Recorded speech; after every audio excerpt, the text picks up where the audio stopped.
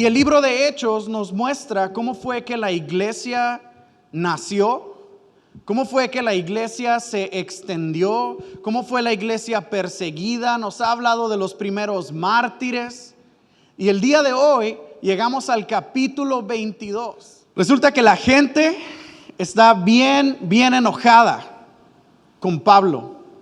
Pablo ya anduvo por toda Asia Menor, ya anduvo por diferentes partes de Europa también, estuvo compartiendo el evangelio a los gentiles. Di conmigo, gentiles. A los gentiles, a los que no eran el pueblo escogido por Dios, a esos estaba yendo Pablo porque dijo, esto no es solamente para los judíos. En un tiempo, la palabra de Dios y lo que Dios hacía era exclusivamente para los judíos, pero en el momento en el que Jesús fue a la cruz, todo aquel y que resucitó, todo aquel que en él cree, no se pierda, mas tenga vida eterna, dice la palabra de Dios.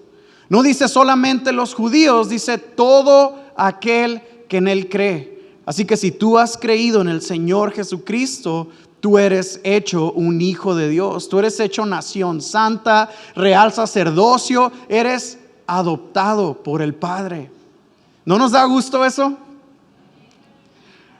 Pero el capítulo 22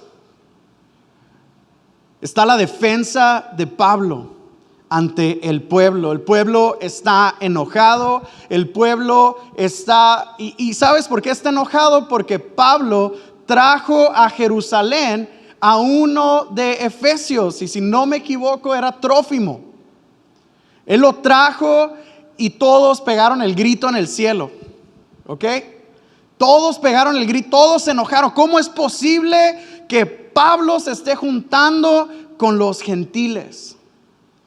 Y créeme, se puso bien feo. Ahí está.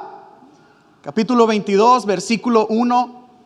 Pablo se encuentra en un momento, y déjame saco mis notas porque no quiero que se me pase nada.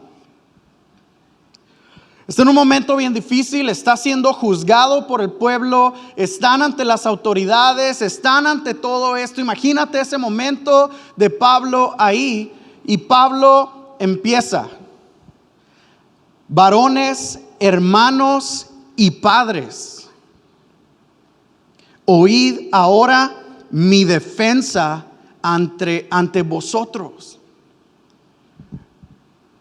Si tú pones atención a las palabras, esto es bien impactante, ¿ok? Si tú pones atención a las palabras que está diciendo Pablo aquí, y tú te vas varios capítulos atrás a donde Esteban está siendo asesinado, el primer mártir, son las mismas palabras que usó Esteban: varones, hermanos y padres. Ahora Pablo, 20 años después, di conmigo, 20 años después, 20 años de ministerio, 20 años de andar predicando la palabra, 20 años, imagínate eso. Está de nuevo en Jerusalén, está en este momento frente a las autoridades. Y él les dice lo que va a hacer, ¿no es cierto? Voy a defenderme. No voy a dejar nada más que vengan y me apaleen sin ninguna razón. Voy a hacer defensa.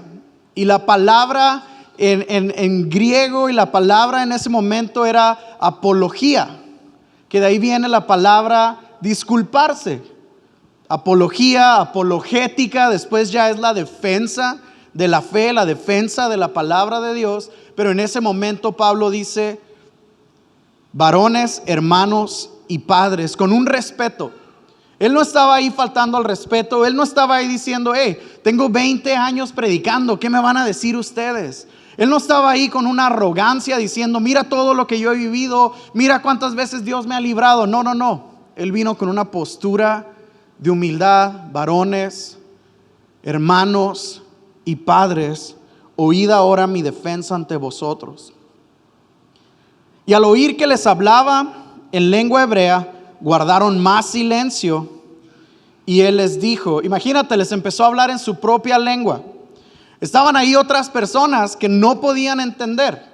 estaban los romanos, estaban algunas otras personas que no podían entender, pero ahora Pablo estaba hablando en hebreo, en arameo, y les empieza a decir: yo de cierto soy judío, nacido en Tarso de Cilicia, pero criado en esta ciudad, instruido a los pies de Gamaliel, estrictamente conforme a la ley de nuestros padres, celoso de Dios como hoy lo sois todos vosotros. Mira, llama mucho la atención las palabras. Pablo no era cualquier persona. Era una persona estudiada, era una persona que dedicaba tiempo al pensamiento crítico, a cómo voy a decir las palabras que voy a decir, cómo voy a expresarme. Tal vez sea mi única oportunidad de que estas personas me pongan atención. Les empieza a hablar en su propio idioma, les empieza a decir: yo soy como ustedes. Y ¿sabes qué? Como que eso bajó un poco la guardia.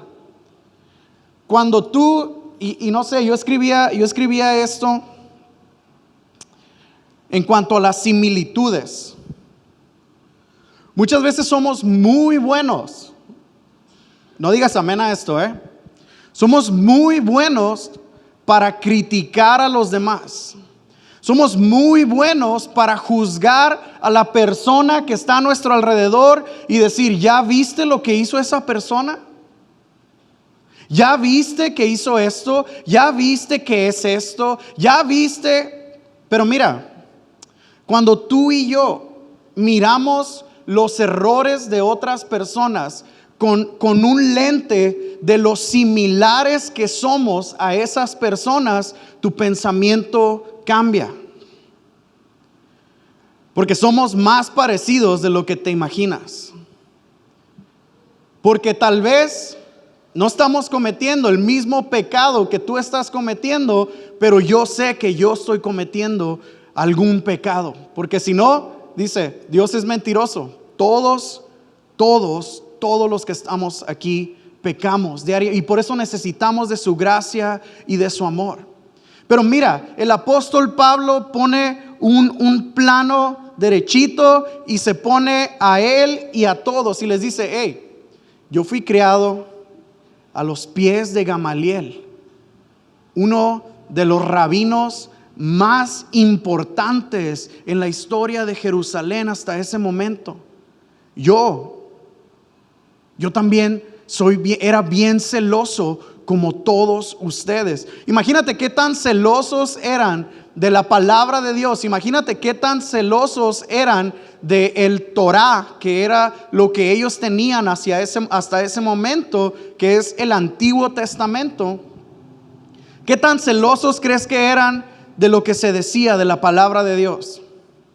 Eran tan celosos al punto de que tenían encarcelado, que tenían agarrado y amarrado al apóstol Pablo en ese momento. Imagínate si no eran celosos en cuanto a la palabra de Dios.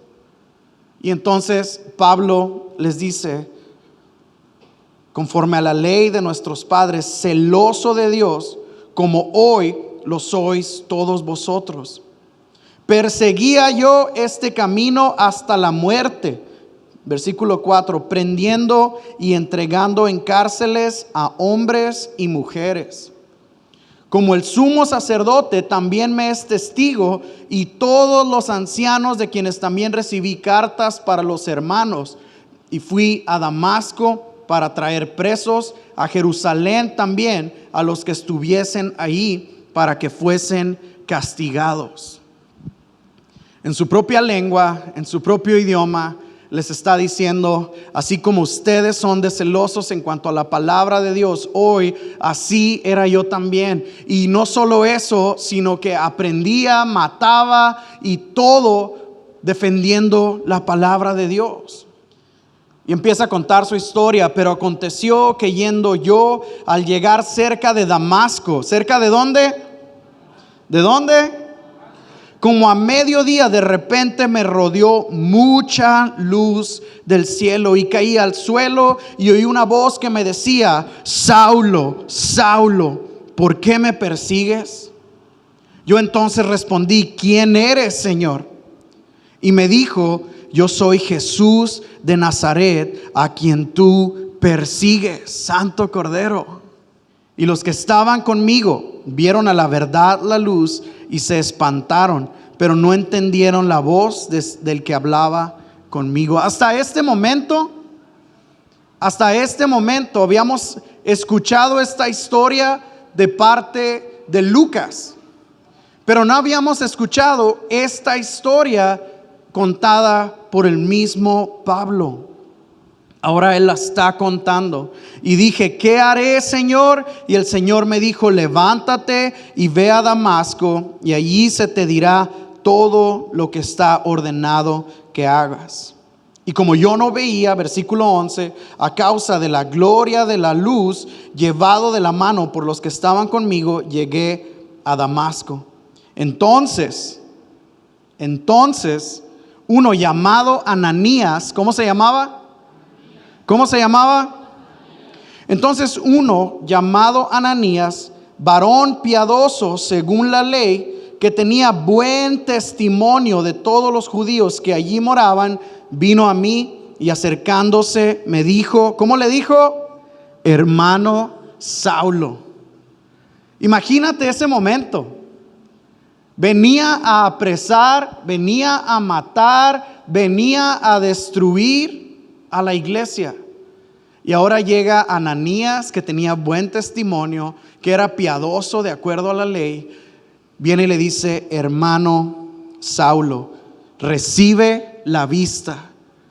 Tiene un milagro ahí el apóstol Pablo. Yo en aquella misma hora recobré la vista y lo miré, y él dijo: el Dios de nuestros padres te ha escogido. Esta es una palabra clave.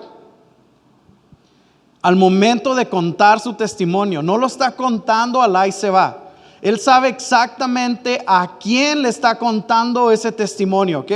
Él sabe que toda la gente que está ahí conoce de la palabra de Dios, conoce ese Antiguo Testamento, conoce la ley mosaica, conoce los dentros, conoce cada detalle. Hay mucho estudioso ahí.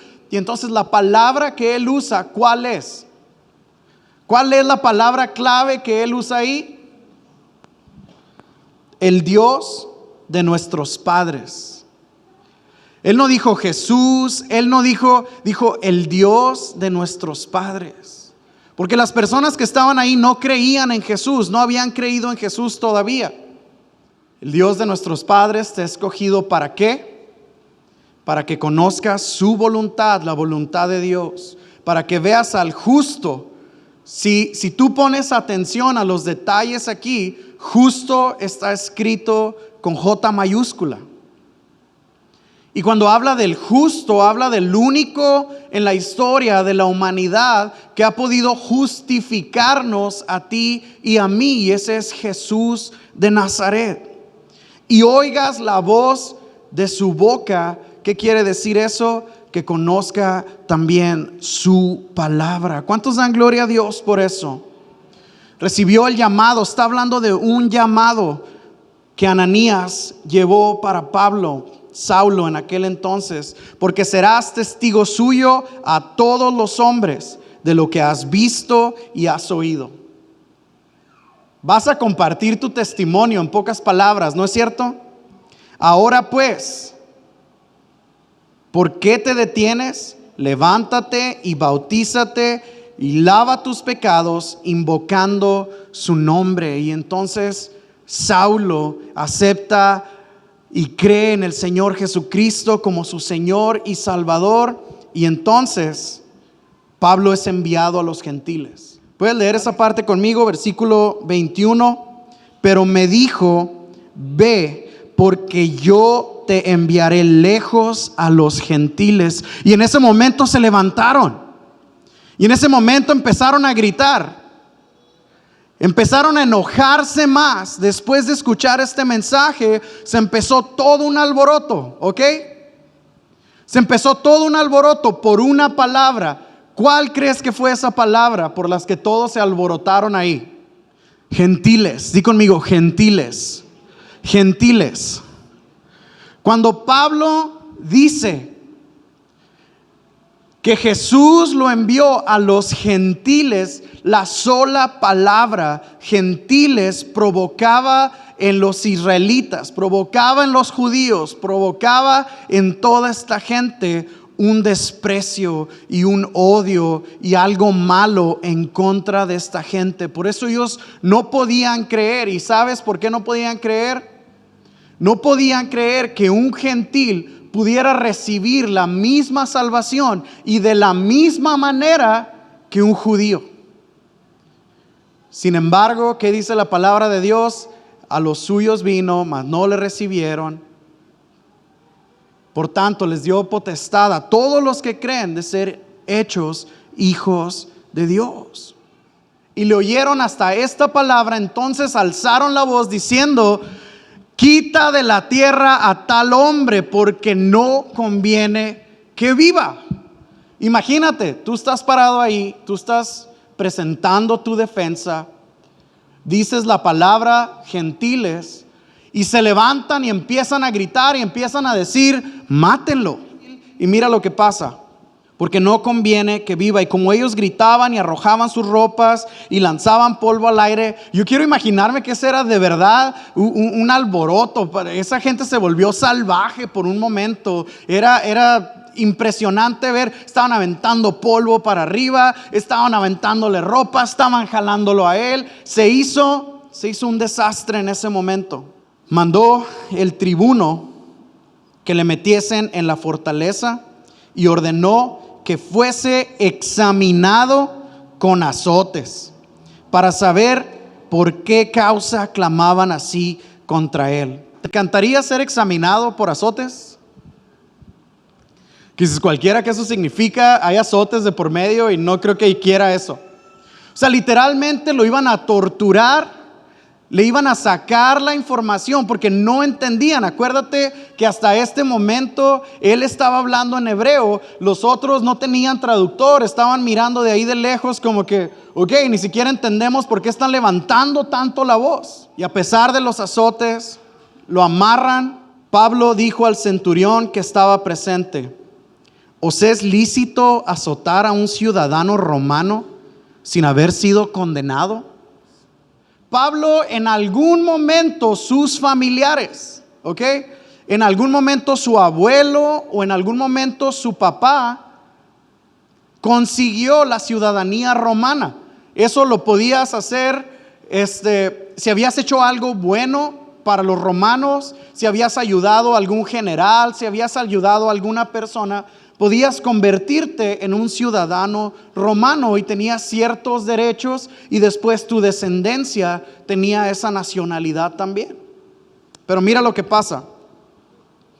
Cuando el centurión oyó esto, fue y dio aviso al tribuno diciendo: ¿qué vas a hacer? Porque este hombre es ciudadano romano. Ya se habían asustado. Oye, ¿qué va a pasar? Ya la regamos, ni siquiera preguntamos. Como lo escuchamos hablando hebreo, asumimos que era hebreo, lo juzgamos mal y ahora tenemos una broncota enfrente de nosotros.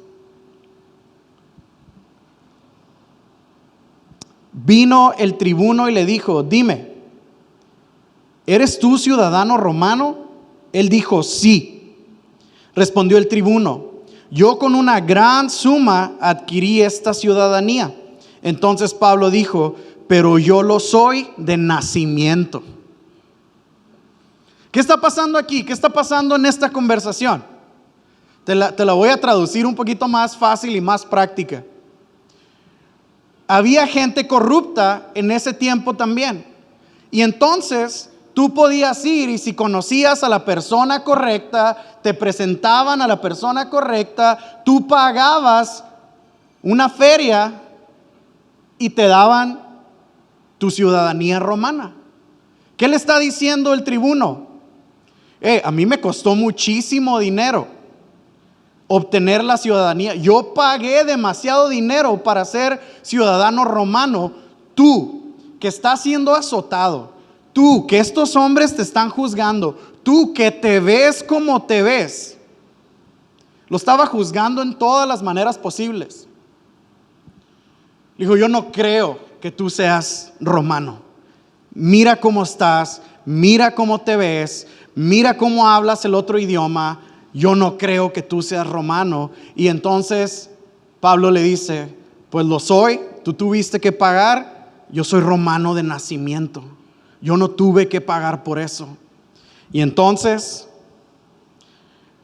en aquel tiempo no era necesario hasta cierto punto presentar un papel que dijera yo soy romano, porque el mentir en cuanto a eso traía consecuencias muy, muy malas y nadie en realidad se atrevía a mentir sobre eso. Entonces ahora él dice yo soy ciudadano romano. Así que luego se apartaron de él los que iban a dar tormento y aún el tribuno, al saber que era ciudadano romano, también tuvo temor por haberle azotado. Y vamos a pararle ahí porque está... Versículo 30 y terminamos. Al día siguiente, queriendo saber la causa por la cual le acusaban los judíos, le soltó de las cadenas y mandó venir a los principales sacerdotes y a todo el concilio, y sacando a Pablo le presentó ante ellos. Y entonces ahora dijo, este problema no se va a solucionar aquí, vamos a traer a las autoridades, vamos a llevarlo ante el Sanedrín. Di conmigo, Sanedrín. El Sanedrín era la máxima autoridad de los creyentes en aquel tiempo y te juzgaban de acuerdo a la ley mosaica, a la ley de Moisés, a los mandamientos, no de acuerdo a las leyes que había por los romanos. Y entonces lo que venía para Pablo era algo bien difícil. Pero a pesar de la situación, a pesar de lo que él estaba viviendo y de lo que él estaba haciendo, él tomó la oportunidad para contar lo que Dios había hecho en su vida. Tú y yo tenemos que tomar todas las oportunidades que tenemos para contar nuestro testimonio, lo que Dios ha hecho en nuestras vidas. Cuando tú cuentas lo que Dios ha hecho en la vida de alguien más, está bonito, pero parece más como un chisme. Cuéntame lo que Dios ha hecho en tu vida. Mira, Dios me ha permitido encontrarle. Dios me ha permitido buscarle día a día. Mira, Dios sanó a mi hijo de su corazón. Mira, Dios me permitió tener un bebé. Mira, Dios me permitió tener una casa. Cuenta tu testimonio. No importa lo difícil que esté la situación. No importa enfrente de quién estés. Cuenta lo que Dios ha hecho en tu vida. ¿Cuántos dicen amén a eso? Tenemos que tomar las oportunidades que tenemos. Pablo, si hemos visto un ejemplo que Pablo nos ha puesto, ha sido contar lo que Dios ha hecho. A través de tu testimonio y a través de lo que Dios ha hecho en tu vida, muchas personas van a llegar a conocer de Él. No les prives a las personas de tu historia, de tu testimonio. Y sabes que nadie es perfecto. Todos tenemos momentos en los que fallamos. Todos estamos en este camino. Nadie está esperando que seas perfecto, pero están esperando que cuentes la realidad de lo que tú eres y lo que Dios ha hecho en tu vida. El reto para ti y para mí es poder contar nuestro testimonio sin miedo a ser juzgados. Escojamos las palabras correctas. Hay más similitudes en las historias de las que tú pensarías. Muchas veces juzgamos sin conocer cuál es la historia detrás de las cosas. Así, Jehová te bendiga y te guarde. Jehová haga resplandecer su rostro sobre ti y tenga de ti misericordia. Jehová alce sobre ti su rostro y ponga en ti paz.